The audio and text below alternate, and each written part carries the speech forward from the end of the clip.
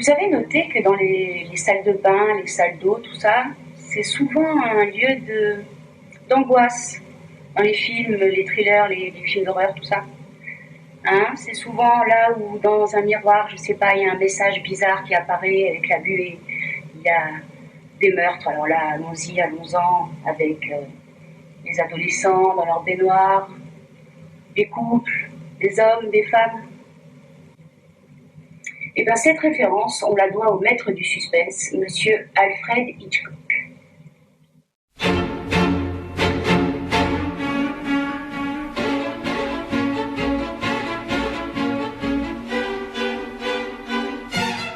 Sir Alfred Hitchcock est un réalisateur, scénariste et producteur de cinéma britannique né le 13 août 1899 à Londres. Il compte parmi les plus grands cinéastes mondiaux avec 60 ans de carrière et 53 longs métrages. Il débute sa carrière dans les années 20, la grande époque du cinéma muet. Le Jardin du plaisir, son premier film, est un échec commercial, mais Hitchcock a déjà sa patte. Lentement mais sûrement, il va s'imposer comme le maître du suspense.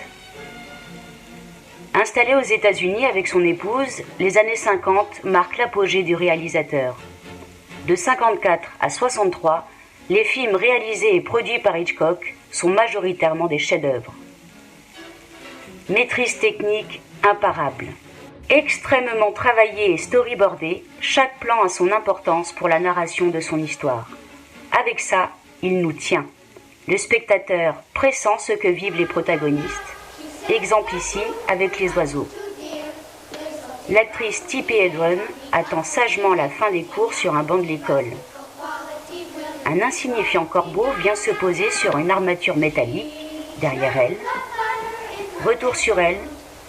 Retour sur l'oiseau, cette fois-ci rejoint par d'autres congénères. Retour sur elle, nouvelle valeur de plan. Elle ne se doute de rien, mais nous, oui, car on voit tout, et on commence à avoir peur pour elle.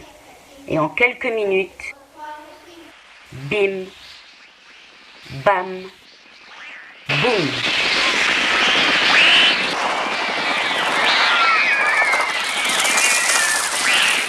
Autre scène culte, la fameuse scène de la douche dans Psychose où Janet Leigh se fait sauvagement assassiner.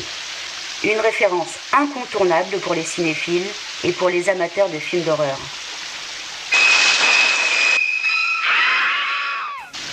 Filmé en noir et blanc malgré l'apparition de la couleur, Hitchcock signe avec Psychose son plus gros succès commercial qui lui rapporte 2,5 millions de dollars. Par ailleurs, je vous déconseille fortement de regarder les suites de Psychose et aussi le remake sorti en 1998 qui ne présente aucun intérêt. En revanche, Hitchcock de 2012 est pas mal du tout. Look, Psycho was fiendishly entertaining. Is this really going to be your next picture? Yes, madam. By the way, try the finger sandwiches. They're real fingers.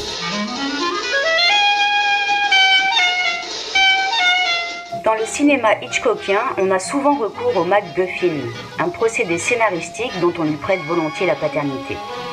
Dans certains plans, il attire l'attention du spectateur sur un objet, par exemple, qui s'avérera au final sans importance. Ainsi, il brouille les pistes de notre propre enquête. À tous les coups, c'est le mec qui a fait le coup. Ah non, moi je pense que c'est la femme, regarde, elle arrête pas d'ouvrir la porte depuis tout à l'heure. Bah ouais, mais lui aussi, il arrête pas d'entrer et sortir de la maison. Ah ouais, c'est peut-être lui. Bah non, c'est pas lui. Ah bah c'est pas elle non plus. Oh mince alors, c'est le chien. On s'est bien fait avoir, dis donc. Joueurs, les caméos d'Hitchcock dans pas moins de 41 de ses propres films sont considérés comme sa signature de réalisateur. Il apparaît furtivement dans une séquence et les fans s'amusent à le retrouver.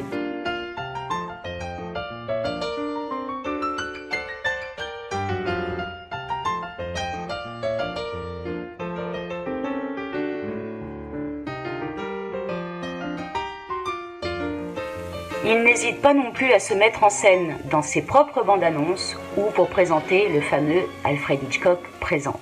Have you planned your vacation yet? You've a choice between sand and sunburn or mountain climbing and the Charlie horse.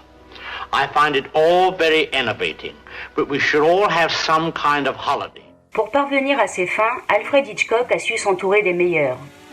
Le cinéaste et graphiste Saul Bass, qui a conçu de nombreux génériques, le compositeur Bernard Herrmann, qui a su signer d'inoubliables partitions pour le maître,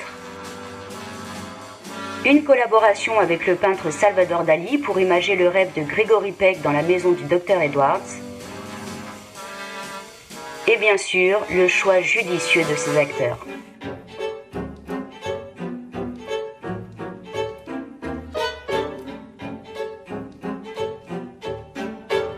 Alfred Hitchcock s'est éteint le 29 avril 1980.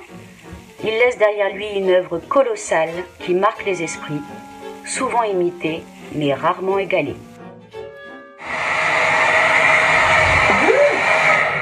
Voilà, ça par exemple, ça fait flipper.